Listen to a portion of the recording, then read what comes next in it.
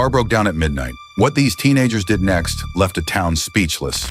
It was just a normal summer night in Fond Hill, Ontario. 3 teenage boys, Aaron, Bailey, and Billy, had set out for a late snack run to Tim Hortons, like they'd done many times before. But this night would be different. As they pulled up to a quiet intersection, something caught their attention. A lone vehicle stalled in the middle of the road, steam rising from under the hood. Inside sat a woman, visibly anxious, her emergency lights blinking into the dark. They could have kept driving, but they didn't. They parked behind her and got out. At just 18, 17, and 15 years old, the boys didn't hesitate. They opened the hood and quickly diagnosed the issue: a blown head gasket. Coolant had mixed with oil, and the car wasn't going anywhere safely. The woman explained she couldn't afford a tow truck, and her home was 5 miles away. She didn't ask them for anything, but they had already made up their minds. One of the boys drove his car to her home to plan the route back, while another local man, Dan, who had also stopped to help, gave him a lift back. Together, the group gathered water bottles, grabbed a speaker for music, and got ready for a journey no one expected. With Dan trailing behind them with hazard lights flashing for safety, the boys began to push. The Chevy Cobalt was heavy, and the highway wasn't flat. One hill near the start nearly broke their momentum, and halfway through, the car battery died.